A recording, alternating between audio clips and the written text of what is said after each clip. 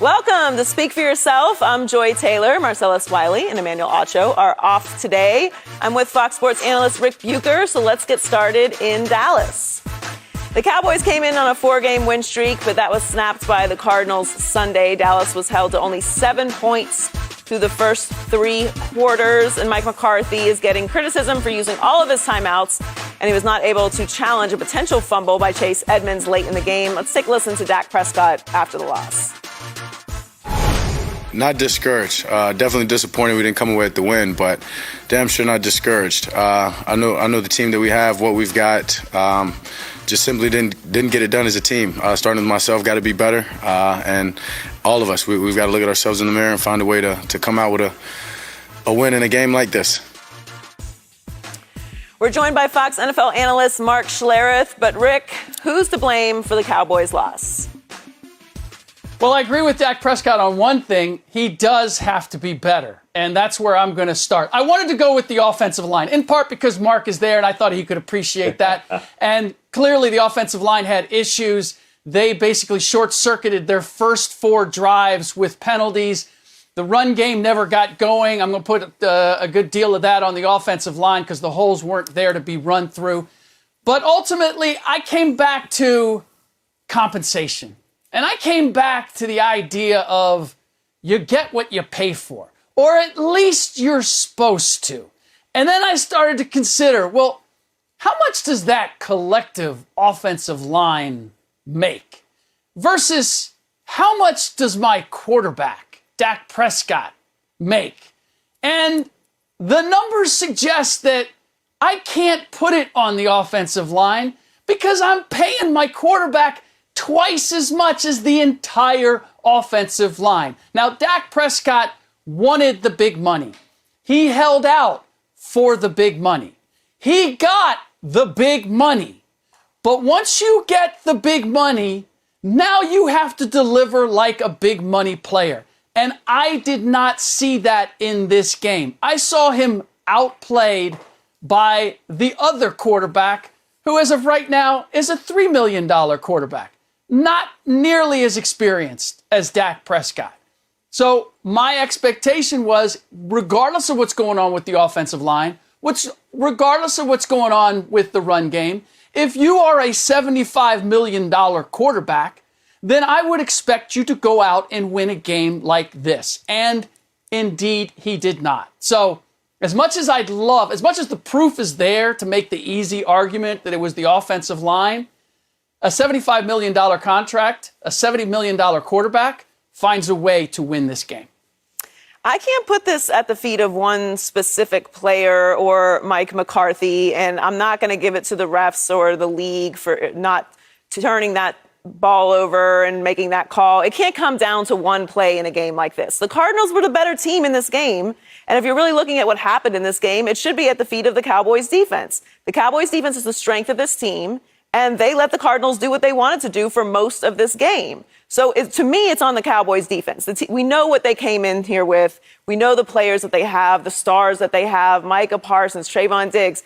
And sometimes you just have a down game. I'm not looking at this as a disaster for the Cowboys. I don't think this was a horrible performance by them overall. And I didn't really learn that much about them as a team. I think this was a much better win for the Cardinals than it was a loss for the Cowboys. But you got to look at what happened with the defense. The Cardinals deserved this game.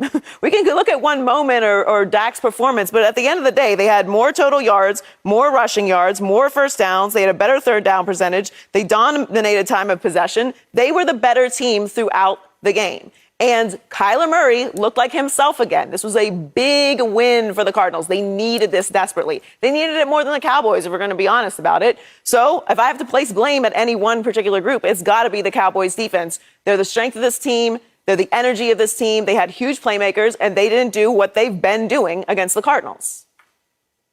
Well, you paid your quarterback, and your quarterback's got to make some plays. And your quarterback has not been the same player since about week 6 when he pulled his calf. He sat out week 7, which was a bye week, missed week 8, has come back, and he has not played well since that time, or consistently since that time. And yesterday was that wasn't a departure. That was the norm for the way he has played since he had that calf injury. Now, I talked to him a couple of weeks ago because I did a Cowboys game a couple of weeks ago. He swore up and down that nothing was wrong, that he was fine, that he was 100%, but you haven't seen him scramble. You haven't seen them use him as much in the red zone in designed run plays.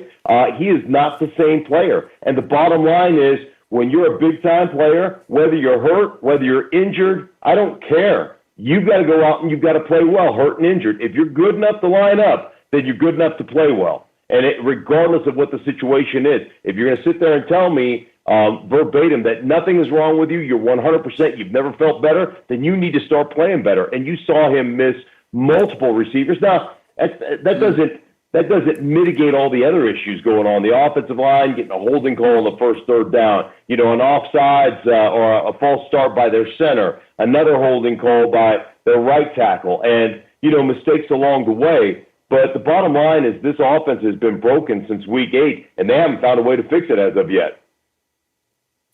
Yeah, Joey, I'm going to push back on you on one thing for sure, and that's the idea that this defense is the strength of this team. This is the number 1 rated offense in the entire NFL, or at least it was going into this game. So the fact that the Cowboys defense has overachieved, I agree with you there. And at times this year, because of the struggles, they have looked like the strength of this team and survived because of it. But let's not make any mistake of where the money has been invested, not just with Dak Prescott, but all of the talent that they have on the offensive side of the ball. And again, here's my issue. The game was there to be won in the fourth quarter. And the great Troy Aikman suggested, and at the time, midway through the fourth quarter, when Dak fumbled the ball and it was recovered, he fumbled it 3 times. This is the first time that he lost it. Troy said at the time, that's the play of the game. And he was referring to Isaiah Simmons not only putting pressure on Dak, but then being able to knock the ball out. But that ended up being the turning point of the game because they basically ran out of time as a result of that. So when I put all that together, along with the fact that, yeah, your run game wasn't working, but the Cardinals secondary, Kevin Peterson was making his first start. He was playing in his 3rd game. And the run that they had in the fourth quarter to score was a reflection of exploiting those DBs. And what I saw was a defense by Vance Joseph that it appeared to me that was confusing Dak Prescott. He was struggling to find where he needed to go and what he needed to do. And I will go back to what I started with. For $75 million, I cannot have a quarterback that is confused and unable to exploit DBs. Well, if they have the number 1 offense in the league, and how is Dak struggling? They couldn't run the ball in this game. We know that Dak is not the type of quarterback that he can have that kind of success without having a balanced offense. He even talks about it. He doesn't want an offense where it's completely reliant on him. So that is why I put it on the defense. Yes, there's plenty of claims to go around. Joy, it's too late for that. $75 million says that offense is reliant upon you. The salary cap says you got to pay for a offense is reliant upon you. You have to pay for a quarterback in this league. What, are you not going to pay him? Sure. What was their option outside of Dak Prescott?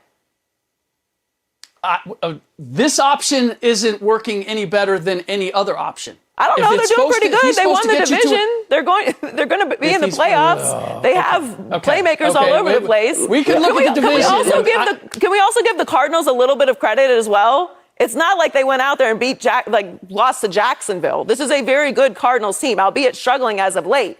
But there's some playmakers on the Cardinals as well. Perhaps they were just the better team yesterday. Okay, why are you defending Dak in this? I'm not defending Dak. I think there's plenty of blame to go around for everyone. But if I'm looking what happened in that game yesterday, outside of Dak Prescott struggling and them having an absolute incapability of running the ball 45 yards, that's not going to get it done. Kyler Murray and the Cardinals scored more points than the Cowboys. That's why they won. That Cowboys defense is the strength of their team. And we've seen that week after week. They're the ones that are coming up with the turnovers. They're the ones that are keeping them in games. They are a physical playmaking defense. So if I'm going to rely on my strongest units, despite what you're saying about the offense, either Dak's struggling or he's not. So to me, yesterday came down to the defense not making the plays when they needed to. Well, when you talk about this defense, and they have played outrageously good football.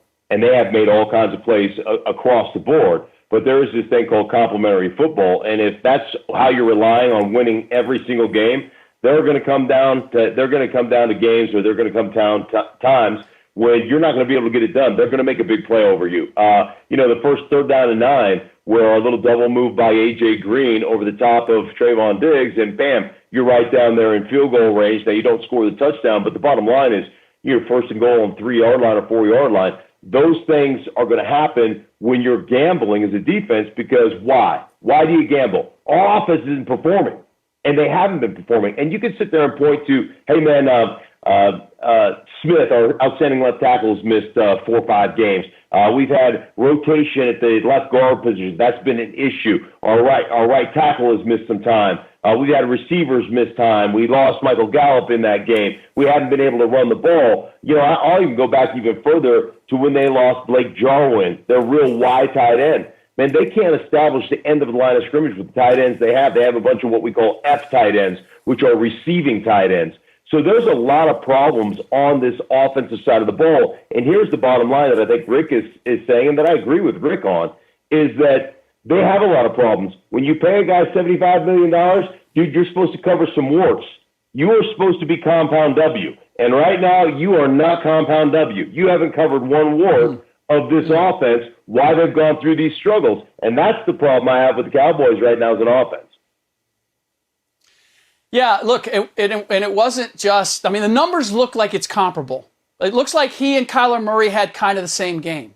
But if I look at some of the catches made, the receivers, he threw maybe 2 or 3 good balls. Cedric Wilson might have thrown the best pass in the entire game in the 4th quarter. Even the passes that he completed were, the receiver was saving in some of those cases. He had guys wide open he missed. I counted 5 batted passes. I get what you're saying in terms of the value of the quarterback and the situation that the Cowboys found themselves in. But Dak is part of that, because Dak demanded a certain amount of money. You need to deliver. If you're going to demand it, then you need to deliver what that money is supposed to buy. And as I look at him, he's a very good quarterback. He's not a great quarterback. He's getting paid like a great quarterback. And a great quarterback finds a way to win a pivotal game like this. Maybe not as important to the Cowboys as the Cardinals, but certainly an opportunity for Dak Prescott to demonstrate that he's in the Aaron Rodgers, Tom Brady category, because he's getting paid like an Aaron Rodgers, Tom Brady quarterback. See, I don't put Dak Prescott in the Aaron Rodgers, Tom Brady category, but the market is what he is. That's why I don't really get too caught up in the money either. There's other intangible values that Dak Prescott brings to the Dallas Cowboys, and that's why he's making the money that he's making. You are what people are willing to pay you, and if you're a quarterback and you are a good quarterback in this league, you're probably going to get paid a lot, because you can't win without a quarterback in this league. We are seeing that. We are seeing teams like the Cleveland Browns, who have a great roster, lots of playmakers, stars all over the place, and they can't get it done because of their quarterback. I don't think that Dak is in that space. He's not Aaron Rodgers and Tom Brady, but who is? Are there that many Aaron Rodgers and Tom Bradys walking around?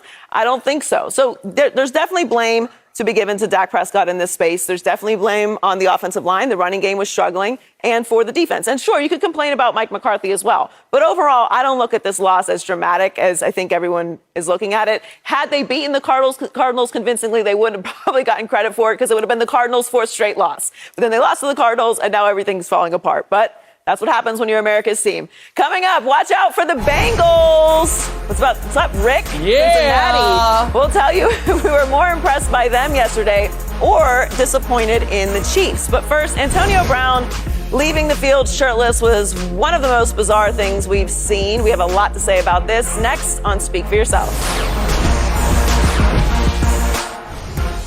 The Bucs were down by 14 points in the 3rd quarter when Antonio Brown suddenly took off his jersey and left the field shirtless. Bruce Arians told our own Jay Glazer that he told AB to go back in the game twice, but he refused, and Arians told him to get out. After the game, Arians said, quote, "He is no longer a Buck."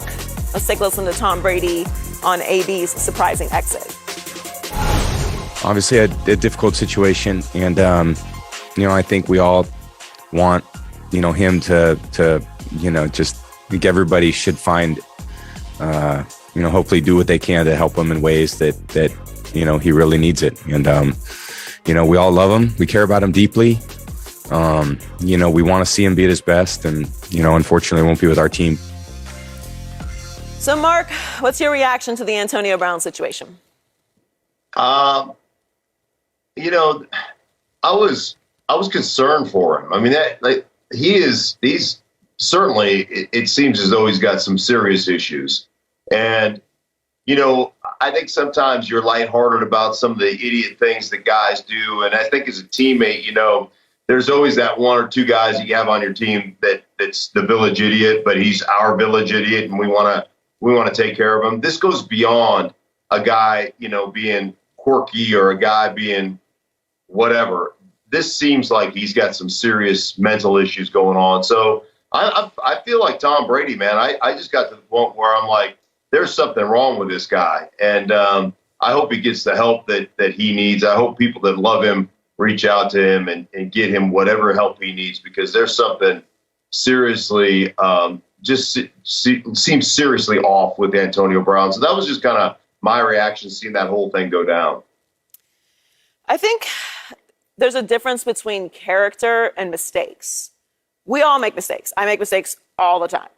And the difference is when we make a mistake that hurts someone else and we are continuously doing that, then as adults, as grown-ups, we take a moment to address ourselves. And if it's that serious, we will then go and get help. And sometimes, to your point, Mark, we need people around us to say, hey, you're messing up. You should probably talk to someone. You're being self-destructive. You're doing things to hurt other people, and you need to address that. But Antonio Brown has had a long history of not just messing up, not just making mistakes, but harming other people around him, taking advantage of situations. We all know what Tom Brady did to get him not just back in the league, but on this team and steady. He really put himself out there for him. And we know what he was accused of leading into this team. And this is why when he came back from suspension and Bruce Arians said he's going to still be on the team, even though we drew a line in the sand, that this was a potential thing to happen. Because when you hit rock bottom and you have no other options and someone gives you an opportunity and tells you very clearly, this is your only opportunity, there are no mistakes, and then you make a mistake and they give you another opportunity, well, I have all the leverage again. I can behave however it is that I want to. I think we can all agree that Antonio Brown needs to talk to someone. This is not normal behavior. If Bruce Arians said get out, he certainly didn't mean take off your uniform and run out in the middle of the field during the game. I'm going to side that Bruce Arians did not mean that when he said get out. We all know what Bruce Arians meant. At the end of the day, we can all agree this is not normal behavior. He does need to speak to someone, but this is a pattern of behavior that has existed for multiple years, multiple organizations, multiple high-level respected coaches, structure, places that have a lot of structure, and the Steelers, and here with Bruce Arians and Tom Brady. Like, this is not a situation where, okay, it's kind of dysfunctional. Someone who needs a lot of structure might not do well here. They just won a Super Bowl. This is Tom Brady, the greatest to ever play, and he stuck his neck out for you. Bruce Arians has a lot of credibility in this league. This is a situation that he is constantly finding himself in. At one point or another, we have to believe that this is a part of his character. I'm all for getting people help, but you have to help yourself. Joy, I totally agree. And I think there's a distinction between character and mental health issues. And I don't know where this falls with Antonio Brown. But to be clear, Bruce Arians has a hand in this, because he was the one who said there are no second chances. This is it coming in. And then we had the fake vaccination card, I believe the first fake vaccination card submitted by Antonio Brown. And it was, well, we're moving on. Circumstantial, conditional, second chances. But this has been a pattern of behavior going back to his Steelers days. He was the first to stream a Facebook Live streaming from the locker room. He was the first to post a letter fining him from his GM, Mike Mayock. He's the first to post an audio of a private conversation with his head coach, John Gruden. So he's the first to post his request for a release on Instagram. These to me are not necessarily mental health issues. These are immature, incredibly selfish, self-centered issues. And Antonio Brown, because of his talent, has been enabled to continue to be selfish and self-centered by a variety of teams to this point. So the struggle that I have, Mark, and you brought it up, is that he needs help. And maybe he does.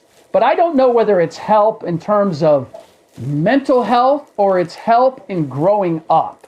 And in either case, he has to decide, I don't feel like I'm living the life that I should be living. I need to go get help. And certainly there have been enough incidents to happen to this point that if Antonio Brown was interested in doing that, I dare say there are people that would have been willing to help him. Well, I think he's had those people. I think Tom Brady is one of those guys for him. I think he's had plenty of people that have reached out. You saw him on the sideline. Mike Evans is trying to calm him down. There were a couple of players out there. I think O.J. Howard was trying to calm him down and say, "Hey, man, calm down. Let's work through this thing together." And he didn't want to hear any of it. So, there comes a time at a point in time when you have great production, the problems will get overlooked. You know how that works in professional sports. When the problems start to outweigh the production, that's when you're going to get fired. That's when they're going to say, "Hey, we don't want you around here anymore." But the bottom line is that guy is still productive, and they were still trying to make things work. So I'm sure people have reached out to him multiple times.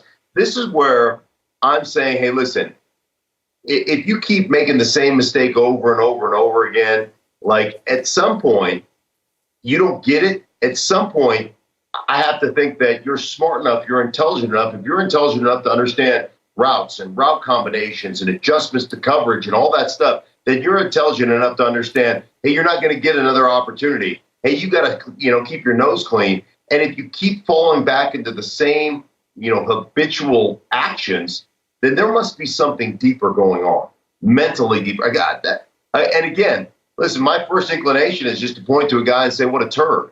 But, I've done that for the last 6 years. And now I'm just like, there's something wrong here. And I feel for him. I feel like this is a path of destruction that I hope he gets, I hope he gets on the right path, because it's kind of one of those paths of destruction that there's no turn back from. And so I hope he gets the help he needs, because he certainly is not right based on what we've seen the last few years. Well, as it pertains to actual football, he's had issues within the team, all the things that Rick mentioned, but he also has off the field issues as well. So it becomes a point where what is it that you're bringing of value to the team? How talented are you? As you mentioned, does the talent outweigh the issues? Well, this is him actually quitting in the middle of a game. There's a lot of conversation about what actually happened. What was the conversation between Bruce Arians? Did he tell him he needed to go in and he was too hurt to go back in? So is Bruce Arians responsible? Like Bruce Arians, I'm going to side with consistent character. I don't believe, maybe I'm wrong, but I don't believe that Bruce Arians meant for Antonio Brown to take off of his jersey, throw things into the stands, and walk out in the middle of the game. I don't believe that Tom Brady... Yeah, I was just going to say, if your ankle is really injured and you can rip off your jersey and take off your shirt and then bounce through the end zone, jumping up and down and, trotting across the... Like, okay, well, that doesn't seem like that you really had an ankle injury. I feel like everyone's just looking for an excuse for why he is behaving this way, because it is outrageous. But when you look at the history of Antonio Brown, it's not surprising at all. And yes, we all feel like this is a mental health situation, because none of us would do this. None of us would behave that way. If our bosses told us to get out of the office, we wouldn't then go smashing things down the hallway and walk out the front door. We would take a moment, albeit upset and rightfully so, and discuss it and have a conversation about it later. So this is not normal behavior. But at the end of the day, why are we talking about this? Because Antonio Brown's in the NFL. He was a part of the team. So how many chances you continue to get when you do this, organization after organization, coach after coach, teammate after teammate, saying we really hope he needs help? Is there anyone not trying to help him? Right. Joy, here's the thing. Yeah, none of us would go smashing our way out of the office if a higher up had something to say to us. But that's because we've never done that and gotten away with it. Antonio Brown has. I gave you the list of all the things that he's done that were unprecedented and that were damaging to his team, if not from a strictly X's and O's standpoint, simply the culture of the teams that he played for. And they overcame them, and they accepted them, and they ultimately allowed them. So while I look at him taking off his jersey and doing what he did, and as everybody has said, I've never seen that before. Bruce Arians said, I've never seen that before in all of my time in football. But it's only the latest thing that Antonio Brown has done that we had never previously seen in football. So I don't look at that and say, man, there must really be something wrong with Antonio Brown. I look at it and go, he's still the same Antonio Brown. And my issue is at this point, now that he's probably most likely driven himself out of the NFL and is not going to get another opportunity, everybody's kind of jumping to he really needs help. Well, were we saying that after the Facebook Live? Were we saying that after he posted the IG, the fine by Mike Mayock? Were we saying that after he did the private conversation with John Gruden and put it out there? I don't remember people suddenly going, hey, you know what? We need to stop. He needs to not play. He needs some guidance. He needs some mental health help. No, we accepted it as part of the Antonio Brown show. And so maybe there is something wrong. I'm not dismissing that. But I can't immediately go to that because I look at all of these things off the court, off the field in particular, and they're just, it looks like petulance. It looks like wild immaturity rather than somebody who's willing to gamble with their career because they don't think it's a gamble, because they think I'm always going to get another chance. So I can act out and my talent will carry me. That's what I see Antonio Brown doing time after time, and he has reason to do it because up until this point, it has worked. Yeah, and that's what happens when you get opportunity after opportunity based solely on talent. As Mark said earlier, when the problems start outweighing the talent, you're going to end up in this situation. And he got another opportunity once again after messing up and getting suspended once again with this team. So it shouldn't be terribly surprising that this is how he's behaving again. Coming up, Aaron Rodgers might become a back-to-back MVP after Sunday's performance. We'll tell you if he locked up the hardware next on Speak for Yourself. Aaron Rodgers was busy being, Aaron Rodgers last night. He threw 2 touchdown passes to help lead the Packers to a blowout win over the Vikings. Green Bay clinched the #1 seed in the NFC, and Rodgers has the best odds to win MVP according to Fox Bet Sportsbook. So, Mark, did Aaron Rodgers lock up the MVP Sunday? Yeah. I mean, Sunday, the Sunday before, 2 Sundays before that. I mean, the guy is just a freak show. I mean, you want to talk about the ultimate kind of unicorn water racer. That's the guy right there. And, it's really funny. You go all the way back to week 1 of the season. Remember how Aaron Rodgers was disconnected and didn't care anymore and didn't want to play. And, you know what? Right now he's got 4 picks on the season. He's thrown 4 picks on the season. The guy is unreal. And he just continues to lead his football team week in, week out, making just ridiculous throws from any arm angle. He just makes the game look so easy. Connection with Adams is just, it's just second to none. So I tell you what, you look at them winning 13 games now, 13-plus games, 3 straight years in a row. Never been done before in the National Football League. Aaron Rodgers has a ton to do with it. Yeah, he is the MVP.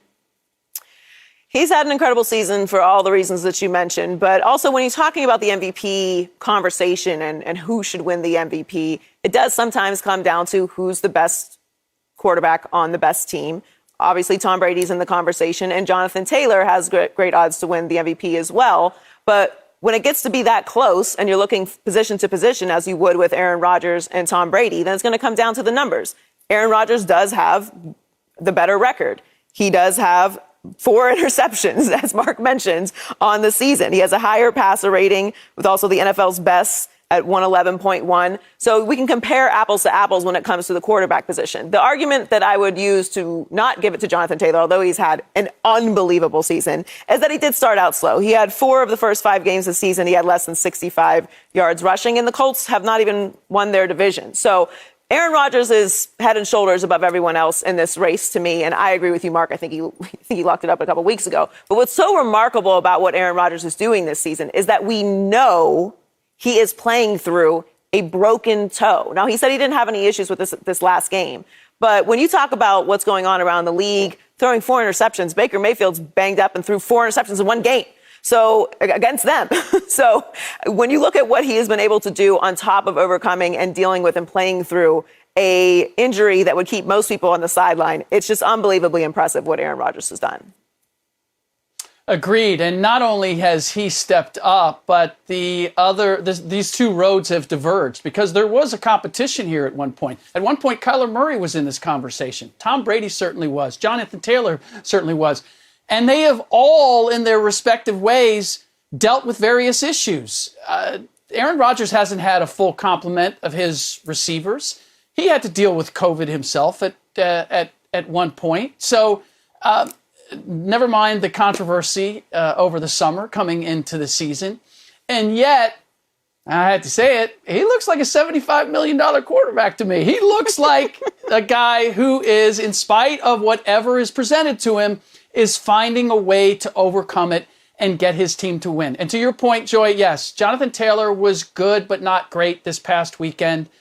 Tom Brady, congratulations. You had another game-winning drive against the worst defense in the entire league. I'm not giving quarterbacks credit for digging a hole and then finding a way to climb out of it, especially when you're playing a team like the Jets. So as much as Aaron, and Mark, I agree with you, part of this was won when Brady lost 9-0 to the Saints a couple weekends ago.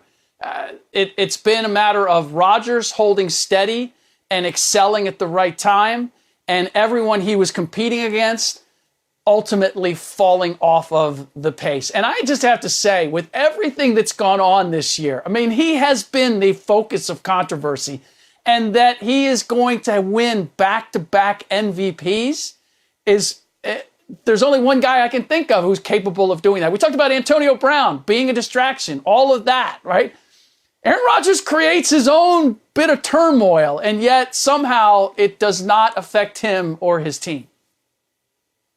Yeah, I think the amazing thing is you look at the numbers he puts out there on a week-to-week basis, but just the way he plays, the way he orchestrates that offense from the pocket, from shotgun, the way he understands the matchups he wants to go after. And he's done it, as you've mentioned, not only him with COVID, but, Devontae Adams has missed time. There's been multiple guys who have missed time. He's lost his number one tight end in Tanyan, who tore his ACL earlier in the year. I mean, it's not like it's just been smooth sailing for them either. He doesn't have his outstanding left tackle. They've shuffled different offensive linemen at different positions over the course of the year. So it's not like they haven't dealt with issues as well. And yet here's this guy still just slinging it and having only 4 picks on the national in a league where it's a passing league where you're constantly throwing it. To only have 4 picks, his accuracy is unbelievable. Now, listen, I understand that it's become a quarterback award. Like, I hate the Heisman Trophy because it's a quarterback award.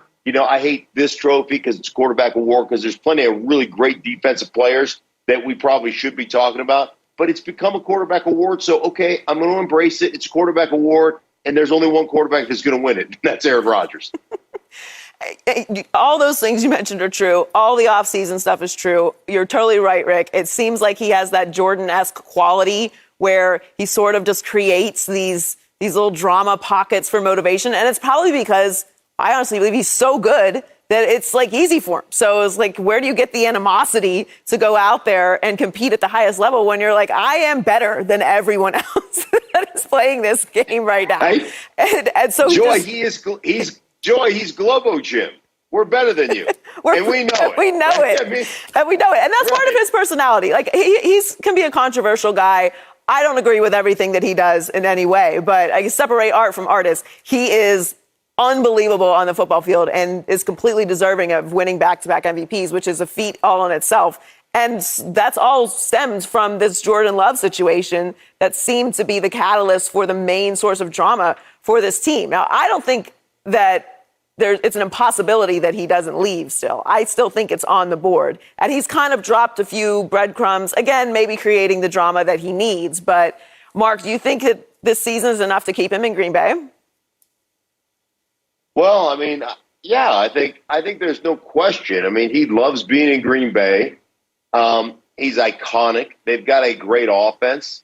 They've got a young head coach that loves to grind, that honestly takes the pressure off of Aaron in down 1 and down 2, and then lets Aaron have all the pressure in down 3. Like, let me manage first and second down for you. You go ahead and win us at third downs. And it's going to be a great marriage for us. And so I think he loves LaFleur. I think he loves the coaching staffs that he works with. But again, he's a mercurial dude, and he could still hold a grudge and say, hey, man, I want to go out and, I want to go somewhere else and see if I can make it happen somewhere else. Or you just never know with Aaron. So, but I wouldn't hesitate to believe that they'll find a way to keep him in Green Bay. I mean, why would you want to stay there? Yeah, well, look, they have the power to keep him there, so that's one thing. But that Aaron Rodgers would win MVP, win the Super Bowl, and then say, okay, sayonara, I'm ready to go. I'm going on to... That wouldn't surprise me at all either. That would be classic Aaron Rodgers. I'm going to do what I'm going to do. I mean, how many quarterbacks are auditioning for Jeopardy? Not a whole lot. He is a very unique individual as well as a very unique quarterback. And I honestly, the success or failure of this season, I do not believe is going to have an influence on what he wants to do. He wanted to leave last summer. I don't believe that then anything has changed about Green Bay or the organization that would change his mind about that. So, and I just don't... This is a guy who seems to be a little estranged from his family. I don't know that he's going to get all touchy-feely with, you know what, we want it, let's bring it in, let's have a group hug, we're all good, I'm going to stay in Green Bay. I just don't see that being part of the Aaron Rodgers formula. Oh, I'm with you, Rick. I don't think anything that happens this season either way changes what he's going to do. I think he knows what he's going to do. And he's really good at manipulating us. And who cares? We're a bunch of nerds that talk about what other people do for a living. So it doesn't matter to me. And personally, I'm in the content business. So him leaving Green Bay is interesting. So I'm not against it at all. I think he's decided what he wants to do, and we're just all along for the ride. It's Aaron's world. We're just living in it, right? At least on the content side. Coming up, Joe Burrow is putting the NFL on notice. We'll tell you if we're more impressed with his Bengals or disappointed in the Chiefs. Next on Speak for Yourself. My Bengals. Your Bengals. The Chiefs were the hottest team in the NFL until the Bengals got in their way. Joe Burrow threw 4 touchdown passes, including 3 to rookie sensation Jamar Chase, who also set the rookie record for receiving yards in a game. The Bengals clinched the AFC North, and KC is no longer the number 1 seed in the AFC. So, Rick, are you more impressed by the Bengals or disappointed in the Chiefs? Well, as you guys know, I am unfailingly objective.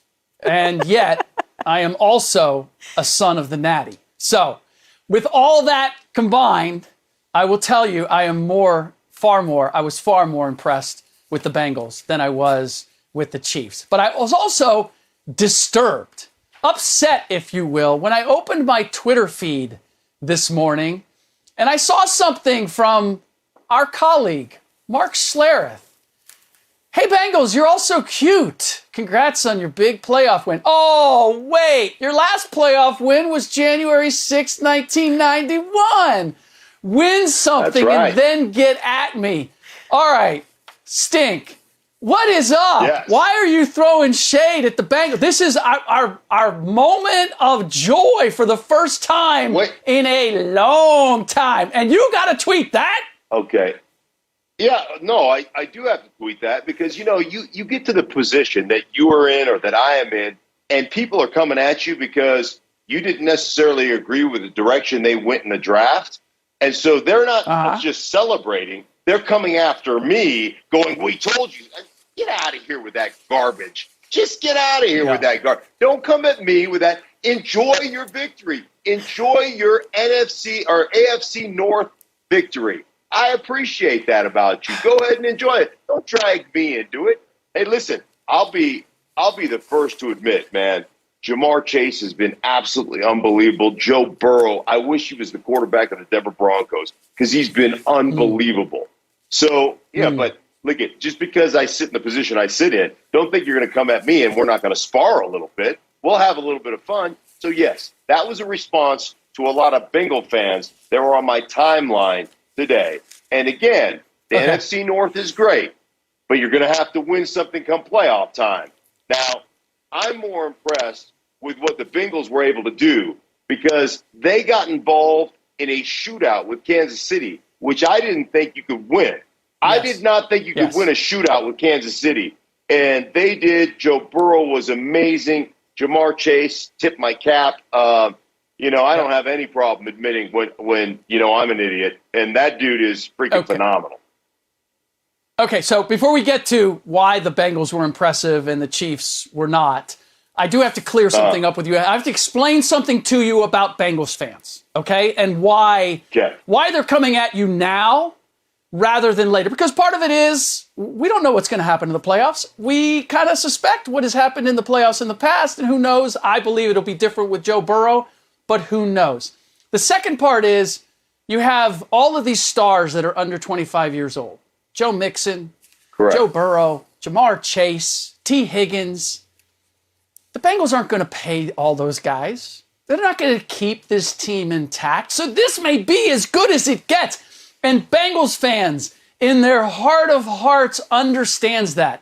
So, Mark, they're coming after you right now because this may be the only opportunity they have to come after you. And if you take that into consideration, then you'll just let it flow past you and understand this is the condition of Bengals fans and the condition of being a Bengals fan, that you got to take your shot when you can because history says that no matter how much talent you have, no matter how good your team is, the organization is not going to spend the necessary money to keep it together. They're still the most northernmost team that doesn't have an indoor practice facility, okay? So if you understand us, then you will understand where those on your timeline are coming from. I appreciate that. I appreciate the explanation. But I need you to understand this about me. If you come after me, I'm going to go ahead and throw some fisticuffs because it's good, clean fun. Like I think, you want to mix it up? I mean, I spent my entire adult life in a locker room where you walk in that damn thing and it's kill or be killed. The best defense is good offense. So before you get made fun of, you got to go after people. And if you guys are going to come after me, come get a taste. Man, I'm all over that. So I'm good with that. So, yeah, I appreciate the explanation. And I love mixing it up with Bengals fans. They're great. Mark, don't feel bad. I've been hearing it from Eagles fans for like straight 24 hours. They couldn't wait to tell me how wrong I was about Nick Sirianni and the Eagles. And it's fine. I love it. I would rather teams be good. Yeah. I'm happy to be wrong about things. I'm very rarely wrong, so it's fine. I can accommodate fans whenever they want to let me know about myself when I say something wrong about their team. But I'm very impressed with the Bengals. Jackpot Joey, he's the man. I loved Joe Burrow coming out in the draft, and he has shown to be everything that they needed. He should be in the MVP conversation. What he has done to elevate Cincinnati coming off of that major injury as well is wildly impressive. To Rick's point, this young core in Cincinnati is not only fun, they are very, very productive. I also think that you need to give a little credit to Zach Taylor. They've improved their win total in every season under him, 2 to 4 to 10. They're really building something fun, and it looks like it's sustainable. I understand what you're saying about paying all these wide receivers, and I don't really know that they need to. They can afford to lose one, at some point down the line if you continue to draft well. Because Joe Burrow is incredible, and he is clearly elevating not just the players around him, but this organization, despite it being somewhat dysfunctional, doesn't have an indoor facility. I mean, Cincinnati is an organization that you would really need the guy to pull them out of what they are. And that's what we're seeing with them. I think this is a much better win for Cincinnati than it is of a loss for Kansas City. I don't react week to week in full panic when good teams lose. these are all professional players. They can put up a good performance week to week. And this year especially, there's no team really outside of Green Bay that's head and shoulders above everyone else. And even Green Bay has some questions about it. Run defense, how is Aaron going to perform with that foot going into late into the playoffs? Everyone has questions about them. So Kansas City is a good team. It's a great win for Cincinnati. Not a terrible loss for Kansas City. It doesn't change how I feel about them. I'm sure they wanted the number 1 seed, but moving forward, I think Cincinnati fans should feel great about what they're building there. I still think, I'm with you, Mark, I still think they're a little ways away from being a championship contender, but they should feel great knowing that they have their franchise quarterback, and Joe Burrow is absolutely incredible and has been so impressive. Joy, you do not understand the financial dynamics of the Cincinnati Bengals. We're not talking about losing one wide receiver. We're talking about choosing between Joe Mixon and Jamar Chase. That's the kind of decisions that we can pay one of them. Joe Burrow, do you think you can get by with one or the other? Or are you going to be okay on that? Because that's what we're going to do. That is the Bengals in a nutshell. So, but I don't want to ignore what they did do. And you guys are right. Like, there's still a lot to prove. The playoffs are a different animal than the regular season. But they beat a Chiefs team that was rolling, that everybody had tabbed to get back to their 3rd consecutive Super Bowl. And they went down 14-0. And if there was ever a time for this young team to suddenly think, oh, now we're with the big boys. Now we're playing big boy football. Now we need to go toe-to-toe with Patrick Mahomes and the team that was in the Super Bowl the last 2 years and just won one 2 years ago. And they essentially out-chiefed the Chiefs, and Joe Burrow out-Mahomesed Patrick Mahomes. They did what other teams do to them, which is, yeah, we might let you score, but we're always going to come back, and we're going to score in a hurry, and we're going to be completely unfazed by you marching down the field. And that's exactly what the Kansas City Chiefs did at the beginning of this game. So I look at everything that's going on, and I do hope, sincerely, that this was a great test. This was great preparation for what they're going to see in the playoffs. But the fact that they won the division and nobody had that coming this early. We all knew Joe Burrow was good. Joe Mixon was good. I'm with you, Mark. Like, I thought Jamar Chase was a little too small for the position. I was not sure that physically I thought he could be dominated by the better DBs. I questioned that move. But what I've seen, and not just his speed and his route running, but, I mean, he's going up and he's winning contested balls, and the chemistry that he has with Burrow is second to none. So I've been converted as well as a believer. But for both of you, like, let's say, just savor that right now. Yeah. Just feel where the Bengals are right now at the top of the AFC North, and leave it at that. Like, I gotta tell you, and I'm 100% with you. I love watching young players that play exceptionally well. And I love watching young guys. See, there's a difference between confidence and arrogance. Confidence comes from a place that I've done the work. I believe in what I've done. I believe in and it comes from humility. Confidence actually comes from a place of humility. I've done the work. I've done the preparation. Now let me go out here and lay out the wares, right? That's confidence. Arrogance comes from a place of fear. I haven't done the work. When I watch this team, they come from a place of confidence. They come from a place of preparation. And that's what I appreciate about Joe Burrow. That's what I appreciate about Jamar Chase, Mixon, as you mentioned. They're a really good football team. And to be able to do what they did, again, I absolutely love it. There's no question. I love the young guys. I love the confidence. I love the work ethic. I love the fact that they were unfazed when they went down, as you mentioned, by 14 points to a juggernaut and said, oh, yeah, let us beat you at your own game. I mean, that to me is incredible that they were able to do that. They were able to overcome all those circumstances. At the same time, I don't have any problem mixing it up with you guys on Twitter, though. Like let's go. 'Cause it's fun. You could hear the anxiety. You can hear the hurt in Rick's voice when he talks about this team and what they're going to do with these guys. It's just 2022. It's a new year, Rick. Maybe they've turned a new leaf. Joy, you can always tell the Bengals fan in the room. They're just pure scar tissue. I understand. This is what I am with the Dolphins. I don't even want to talk about what happened yesterday. I put it out of my mind already. I can't be hurt anymore. I understand. But you do have to have some confidence in what they're building there. Like, as long as they can keep this sustained for a few years, they really can be in contention. They did a great job in the draft. I have confidence. I have confidence in what they have. They have, right. I don't have confidence that they're going to keep it. I believe you. Jackpot Joey getting it done. Staying with the NFL, shout out to Nicole from Chicago, who won $100,000 of Terry Bradshaw's money yesterday playing Fox Bet Super 6. Super 6 players have won over $6 million in cash prizes to date, and there are winners every week. Scan the QR code, download the app, and enter any contest for your chance to win. It's free to play. Thank you, Mark, for joining us. Coming up, Dallas got a big wake-up call yesterday. We'll tell you if it was a good Cardinals win or a bad Cowboys loss. Next on Speak for Yourself. The Cardinals snapped their 3-game skid with a big win over the Cowboys Sunday. Dallas was held to only 7 points through 3 quarters, and the loss drops them to the 4th seed in the NFC. After the game, Dak Prescott said, quote, "We've got to look at ourselves in the mirror." We're joined now by Fox NFL analyst TJ Hushmanzada. So, TJ, was it a good Cardinals win or a bad Cowboys loss? It was a good Cardinals win. You got to give them credit. Can't take away credit. They're on a 3-game skid. You play on the road, and you beat the Dallas Cowboys team, who I thought would win the game, who I thought was the better team.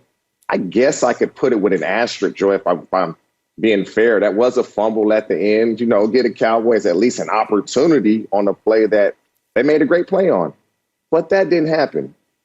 Antoine Wesley, who I'm familiar with him, but not much. I'm just a fan of the sport. The Cowboys couldn't stop him. He had 2 touchdowns, big kid, 6'4", over 200 pounds. They couldn't stop him. He catches two touchdowns, specifically the one later in the game with the jump ball. The Cowboys are a bend but don't break defense. Diggs is going to get an interception or he's going to give up a lot of yards. But you got to give the Cardinals credit. 2 seasons in a row. These late season collapses, and it looked like they were doing it again. They back into the playoffs. Last week, they lose a game, but they get a playoff berth. To go on to Dallas and beat a team, like I said earlier, I felt like Dallas and Green Bay heading into yesterday were the best 2 teams in the NFC. I have to rethink that. Yeah, I'm with you, TJ. I think this was a good win for the Cardinals. They'd lost 3 in a row. This is a Dallas Cowboys team that had already won their division. They're rolling. And the defense, to your point, has spectacular players all over the field. The Cardinals were better in this game. Kyler Murray is still great. This is still a really talented team. Sometimes you just lose. To your point, the Cowboys were in it at the end, couldn't get it done. You don't want to rely on the refs in a spot like that. Maybe it was a fumble, but it doesn't matter. You needed to play better throughout the game so you weren't in that position. Yes, you can blame Mike McCarthy for not having timeouts. Yes, you can blame the running game. Also, the Cardinals were pretty good, as in they were better than you in a lot of things. Like they had more total yards. They had more rushing yards. They had more first downs. They had a better 3rd down percentage, and they dominated time of possession. So the better team in this game won this game. This was a much bigger game for the Cardinals as well. They needed to win this game. I don't feel any differently about the Dallas Cowboys after losing this game than I did with them coming into the game. And had the Cowboys won, people would take credit away from them for the win, saying that the Cardinals weren't really that good. They've lost 4 in a row. So there was really no win-win as far as the dialogue around the Cowboys in this game, especially because they were in it at the end. Now, had they got blown out, maybe it would be a different situation. But I think this was a really nice win for the Cardinals. It was a really important win for the Cardinals. They can feel good about themselves heading into the postseason, which they had already clinched a postseason berth. This is really a good momentum shift and a good win over a good Cowboys team. I'm fine with accentuating the positive and saying that it was a good Cardinals win. But it did tell us something about the Dallas Cowboys, because coming in, TJ, you had the Cowboys and the Cardinals as the best 2 teams in the NFC going into this game? Cowboys and Packers. Did I hear that right? Cowboys and Packers. I thought they were the best 2. Cowboys, thank you. Packers. Okay. Because for me, the Packers have to be there. And the question for me was between, where are the Cardinals and the Cowboys compared to each other? And this game told me where they are, which is that the Cowboys, for as much as we've talked about them being Super Bowl contenders, and there's a reason to say that it's a bad Cowboys loss, it's because I believe it's not so much they got exposed in terms of, but we saw who they are. We saw who Dak Prescott is. He's a good quarterback.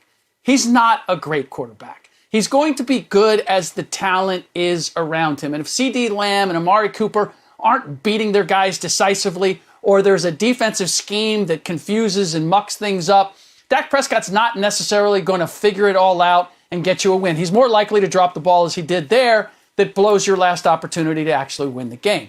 Same with their defense. It's an opportunistic defense. It has relied all year on turnovers, on interceptions, on forcing fumbles. Well, here's the thing. As you know, TJ, you can control turnovers if you are the offense. You can control whether you're coughing up the ball or not to a certain extent by the way you play. And that's what the Cardinals did. They didn't open the door for that Cowboys defense to do what it does best and be opportunistic. And so when I look at the comparison of the two quarterbacks, and I've had my questions about Kyler Murray as well, but to me, he's slowly but steadily making the necessary plays. He's growing as I need to see a quarterback grow, and he's showing me between his legs and his arm, he's just tough to figure out. When you think you've got him bottled up, he's going to do something that's going to change the entire slant of the field. Dak Prescott is not doing that for me. But ultimately, I think desperation favors fortune favors the desperate. And the more desperate team were the Cardinals because they had lost 3, because if they still want to win the NFC West, they had to win this game. Cowboys didn't have, even being at home, they didn't have the same pressure on them. Nothing changes dramatically for them in the playoff picture as a result of losing this game. The Cardinals, on the other hand, by winning it, really changes what they're capable of doing potentially next week. There's one thing that could possibly have changed and hurt the Cowboys is hosting 2 playoff games instead of 1 at home. That's a possibility. They win this first game, they'll be on the road. Everybody would prefer to play at home. And when the Cardinals were winning early in the season and they had the best record, I wasn't a believer, Rick. I just wasn't a believer that the Cardinals would be a team that would get into the playoffs and win a game. I just didn't think so. And I felt that because why TJ? Why were they not selling you? Because there are steps that you have to take as a team. And if you look, the best team they had beaten was the Rams. And I felt like the Rams were a better team, which they proved it in the second game. DeAndre Hopkins is in and out of the lineup. I think what impressed me more than anything, Kyler Murray spread the ball around. Zach Ertz, I believe he had 6 catches. Christian Kirk had 7. A.J. Green had 3 or 4. Dante Wesley had 4 catches, but out of the 4, 2 of them were touchdowns. And so he's spreading the ball. And then you saw late, when they needed to make plays, he did it with his legs. He's so fast and dynamic. You have to account for him. And so we're going to throw the ball short. We're going to run a zone read. We're going to run an option. And how are you going to play this? And so that's an element that they hadn't done much, probably because of the injury. But I'm impressed with the car. If Kyler Murray can play this way, not turn the ball over, get rid of the ball when you have to instead of always trying to make a play, they may be a problem moving forward. Well, I think I'm with you. What we also learned about the Cardinals is that they are able to overcome things. And it was the big question on this 3-game skid going into the postseason, because everyone is dealing with injuries. Everyone is dealing with having stars out. And it looked like they weren't going to be able to do it without DeAndre Hopkins. And that's why this win, to me, is such a big deal for the Cardinals. They just fell apart. Kyler didn't look the same. They couldn't get it done on 3rd down. And that's the biggest statistic to me, is that they were really struggling on 3rd down. Dallas has a great 3rd down defense, and they were able to get it done in this game against the Cowboys defense that's really strong in that space. Not turning the ball over, playing a clean game in a desperate game, which can be a struggle to do. When you have to win a game, you're going to push a little bit more. You're going to take unnecessary risks because you feel the pressure of having to win this game. Now, obviously, Dallas wasn't playing for nothing, as TJ said. They could have locked up home field, and that's disappointing. But overall, the Cardinals were able to overcome at a point in the season where we had a lot of questions about if they were able to do that because it seemed like it was starting to be a trend. And that's what we learned about the Arizona Cardinals. And they should feel good about that against a Dallas Cowboys defense that has feasted on everyone this year. Joy, I just like the fact that TJ finds a way to always bring it back to the wide receivers, the Antoine Wesley, and, everybody was getting a little taste with the Cardinals. But, the other part, the one guy, matchup that we haven't mentioned, that big question is the coaching for the Cardinals. And I thought that Cliff Kingsbury and the game that he called and the job that Vance Joseph did on the other side of the ball, they did some things with some holes. I mean, they don't have their full complement on either side of the ball, and they found a way to scheme their way to being a formidable team and allowing their stars to shine. And that was, again, it's a good Cardinals win, because if you were looking for any evidence of confidence, to your point, TJ, that this is not going to be another one of those seasons where they come out of the gate strong and then they fade as the season goes on. Not just that they won this game, but the way they won this game is evidence that maybe this season could just be different. The Cardinals, 7 for 16 on third down, what Joy was speaking of earlier. Vance Joseph, I thought, had Dak Prescott confused at times with his coverage, and that played a part in the game. Well, I said it earlier in the show. This makes next week for the Cowboys a big deal. Obviously, the Eagles have clinched their playoff spot, and they would like to make a statement against them as well, just like they are in my mentions today, and probably will for the rest of the week. Coming up, the Bucs had some obstacles, but Tom Brady saved the day. We'll tell you if we're confident the GOAT can carry them back to the Super Bowl. Next on Speak for Yourself. The 49ers were without an injured Jimmy Garoppolo Sunday, so they rolled with Trey Lance. The rookie threw 2 touchdown passes in his second career start to help the Niners beat the Texans. Next up is a battle against the Rams with a playoff berth on the line, and Kyle Shanahan appears to know who will start at quarterback. Let's take a listen. I mean, if Jimmy's 100% healthy and could do everything, perfect, then I would definitely go with Jimmy. I'm not just going to throw a guy in after one game like this when Jimmy's been doing it for us all year. I think it's going to be hard for Jimmy to be 100%, which is how most people are right now at this time of year. But Trey did a good job. If Jimmy can't go, we won't hesitate at all. But if we feel Jimmy can go and play confident, then Jimmy will be out there. So, TJ, should Trey Lance be the starter over Jimmy G? Nah, no chance.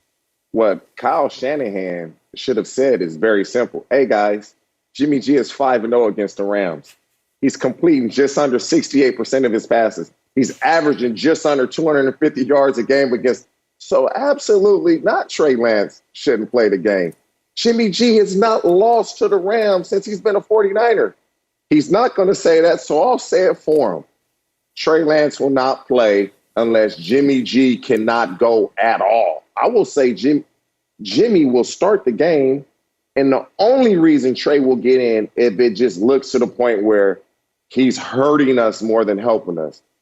That first game earlier this season against him, he was throwing dimes all game. There's something about the Rams that Jimmy G gets well, but it's really that run game that Kyle Shanahan comes out with, and he tries to take their soul from the Rams defense. He's just running the ball, play action. Jimmy G understands how to play against the Rams defense. He's 5-0. Sorry, Trey, but you won't be going this week unless Jimmy G absolutely cannot get it done. I totally agree with you, TJ. It's not even a question. You have to dance with the one that brought you. Trey Lance is a rookie quarterback. And at this point, he is a backup. That's why you rolled with Jimmy G all season, because you thought you were a playoff team. Well, Jimmy has gotten you to this point. The same problem that always happens with Jimmy is happening now, which is he's injured. Nobody doubts what Jimmy is capable of. You just never know if he's going to be available. That's why Trey Lance is there in the first place. But you chose to go with Jimmy this year, and you chose to give Trey Lance a year to develop. Well, you can't just put him in there now in what is essentially a playoff game after going with Jimmy all season long. That's really unfair to Trey Lance. Not about what's fair. It's going to put him in a situation he doesn't need to be in. You rolled with Jimmy all season because of his experience and ability. If you didn't think he was capable, then you would have went with Trey Lance from the beginning. I am very against not starting rookie quarterbacks right away, and this was the only scenario where I felt like it was reasonable because of how raw Trey Lance was. That was a great win for him. It was a good opponent to do it against in the Texans. We know is not really a good team, but to purposely put him in this situation next week, I don't think is a good idea. I agree with Kyle Shanahan. Jimmy should be the starter if he is physically capable. That doesn't mean that he's going to be 100%. What it means is if he's on the field, there's nothing about his physical ability that's going to hinder him from playing at the level he needs to play to win this game. If he's not healthy, then of course it should be Trey Lance. But if Jimmy can get out there and play as competent as he can with this thumb that we know that he's going to have surgery on at the end of the season, then Jimmy should be the starter. Stay with me on this, because I'm not as far off from you guys as it might sound right off the bat. But yes, Trey Lance should be the starter in this game. Not because of the way that he's played, but because of what they invested and what he was supposed to be, according to Kyle Shanahan and John Lynch, when they drafted him last spring, summer. I live in the Bay Area, so I have not forgotten that it was Jimmy G can't win the big game. TJ, you had qualifiers up the wazoo in terms of it's the Rams. He's always good against the Rams. Yes, for that reason, you play him because you need to win this game in order to make the postseason. But the reason that they drafted Trey Lance, didn't just draft Trey Lance, the reason that they spent as many assets as they did to move up to get Trey Lance was because Jimmy G, they'd lost confidence in Jimmy G and his ability to win the big game. And now we are here at the end of the season when the big games are coming, and where are we? Jimmy G is still under center. You're still looking to Jimmy G to win these games. So why exactly did we go get Trey Lance? Because this wasn't supposed to be a developmental situation. This was supposed to be, he's going to give us something. He has the guts of the cat burglar that can get the job done in big pressure situations that Jimmy G does not. That's why they went to get Trey Lance. So the fact that it has not evolved that way, and I agree with you guys from the point of Trey Lance isn't ready to take over, Jimmy G gives them a better chance of beating the Rams and getting to the postseason. Jimmy G probably gives them a better chance, regardless of who they play in the postseason, gives them a better chance of competing and winning. But that's not how this was supposed to go. So I'm not forgetting that this is still on Kyle Shanahan and John Lynch at the end of the day to explain why they went and got Trey Lance in the first place if Jimmy G is your guy as long as he's healthy. I'll explain it for you. Trey Lance is the future. We're in the present. Jimmy G's the present right now. And so they got Trey Lance for the future. Jimmy G is the present. He's now. And they won that game yesterday. At halftime, were we sure that the Niners were going to win that game? For anybody that watched the game, they were playing the Houston Texans. At halftime, everybody probably was saying, oh, man, where's Jimmy G? The second half, they turned it on. But it wasn't a foregone conclusion. And so the answer to it is Trey Lance is the future. Jimmy G is the present. He's a better quarterback right now. Trey Lance, I believe, will be a better quarterback. I agree with you. Trey Lance, hopefully is the future. There's not even a guarantee based on what I've seen this season and the glimpses that we've seen of him. I can see what the attraction was. I'm not convinced that he's going to succeed Jimmy G or that he's going to be better than Jimmy G at this point. He is still really raw talent-wise. But that's not where they started the season. It wasn't, we're going to get a quarterback to eventually replace Jimmy G. They moved up in the draft to go get a guy who could replace Jimmy G right now. We went into the season with a quarterback controversy. Who's going to start? Who's going to be the quarterback? That's not a developmental situation. They saw that Trey Lance wasn't ready to be the quarterback. So should they just throw him in there because, hey, we invested all this in you. We know you're the quarterback of the future. They saw that. And so there's no reason to rush him, because you rush him, you may ruin him. And when Jimmy G got hurt, when they were going through their struggles in the middle of the season, that's the time to replace. He wasn't ready to play. Trey Lance didn't play a lot in college. He's shown them he wasn't ready to play. But I believe yesterday in that second half was a glimpse of what they wanted to see. They have too much on the line this Sunday to start him over the Rams, to start him against the Rams over Jimmy G. Yeah, there's a whole other roster of guys who have played all season long to make it to the playoffs and to compete in the playoffs. So this is not experimental time for the Niners. If they were out of the playoffs, sure, yeah, of course. Like, let Jimmy heal, let him have surgery, and let's go all in on starting the development of Trey Lance. But at the beginning of the season, when you chose to go with Jimmy Garoppolo as your starter, you told everyone Trey Lance isn't ready. And that's totally fine. I don't love it, but if they were all the way in on this is our guy and the future starts now, then Trey Lance should have been the starter from week one, and you take your lumps and bruises with a rookie quarterback throughout the year, like all these other teams that have rookie quarterbacks are doing. But that wasn't the situation. They chose Jimmy G as the starter, and so if he's healthy, he gives them the best opportunity based off of experience to win essentially a playoff game for them this weekend. Okay, but give me this. I haven't forgotten.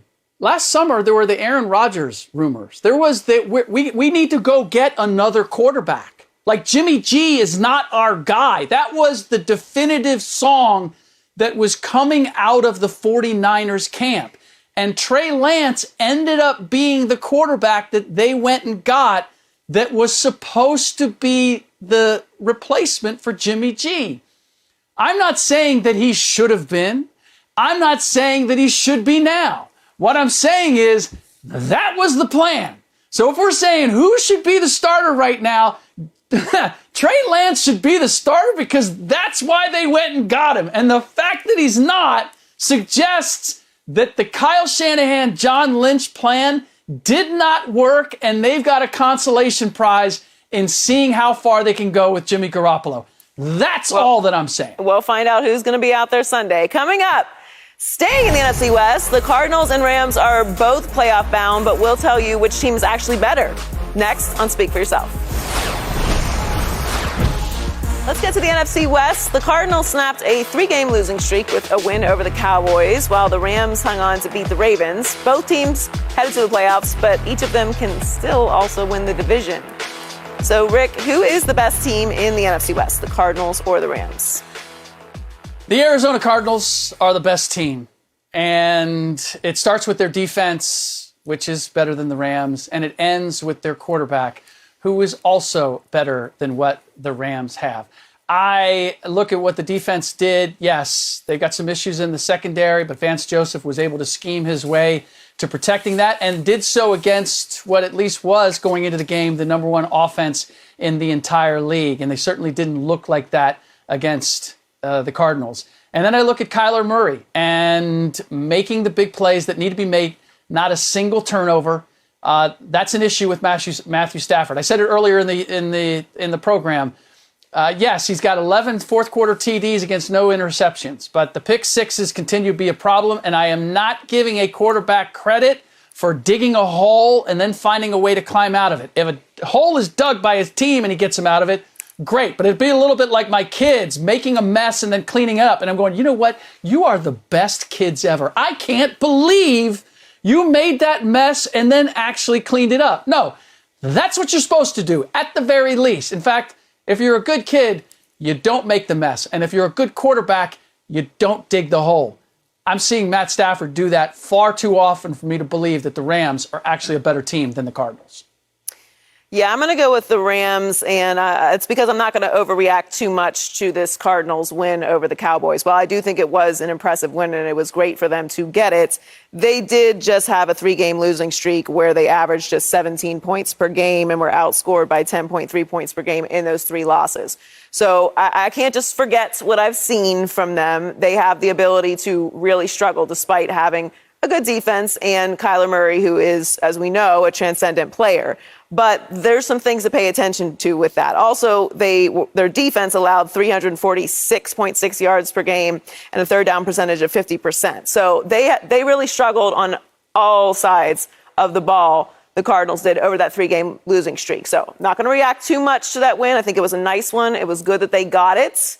But the Rams are all around the better team. The only thing with the Rams, I'm with you, Rick, the turnovers with Matthew Stafford. It's cute when you're doing it against a backup quarterback and Tyler Huntley. You're not going to be able to overcome those in the postseason. So the Rams have to cut down on those turnovers from Matthew Stafford. But I still think they're overall a better team than the Cardinals right now. I'm going to go with the Los Angeles Rams. They were my preseason pick to get to the Super Bowl. But, Rick, you say Kyler Murray is better than Matthew Stafford. I beg to differ. And I just look at numbers. I just look at the numbers and say, passer rating.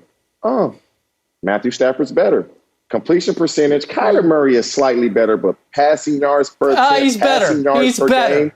Touch in one category that matters, Kyler Murray's better. Other than that, Matthew Stafford. Interception percentage. Interception percentage. I don't believe that's a stat, but I know Matthew Stafford has thrown more interceptions than Kyler Murray. I will give you that. I will give you that. But this is what I will say. The Rams are number 1 in sacks.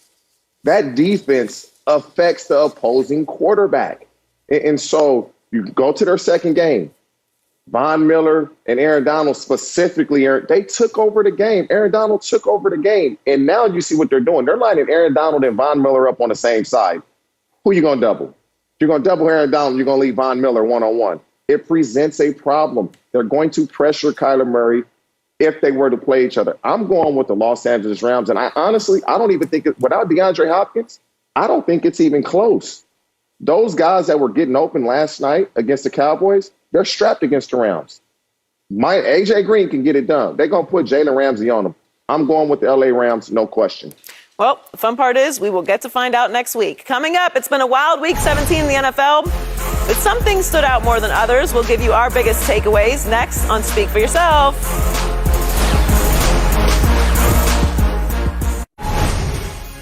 What a wild week 17. Joe Burrow, Jackpot Joey had a monster game to beat the Chiefs. Antonio Brown went shirtless. There's no longer a buck. And Aaron Rodgers helped the Packers clinch the number 1 seed in the NFC. So, Rick, your biggest takeaway from week 17? Remember what I said about creating distractions and how that gets in the way of a team? Apparently that does not apply to one person, and that's Aaron Rodgers. Because as I see it, coming out of week 17, the Chiefs lose. Tampa Bay doesn't look good. Packers are now favored to win Super Bowl. My takeaway is the Bengals have a really fun, young team. Last time they had 2,000-yard receivers. Who was on that team? Was that TJ Houshmandzadeh? That Chad Johnson, Ocho Cinco? I love what the Bengals are doing. Jackpot Joey's been amazing, and they're a fun watch and great win over the Chiefs. Joey, biggest takeaway of the week. That's the best takeaway. I agree with you. But I got to go with Antonio Brown. Quit on the Bucs in the middle of a game, but you really quit on yourself. Something we've never seen. We will never see it again. You quit on your team, and you also quit on yourself. Unbelievable. Really eventful week 17. I'm with you. That was a wild watch. Thanks for joining us, guys. TJ, Rick, thanks to Mark Schlereth. That's it for us. Fox Bet Live is next. Alex Curry.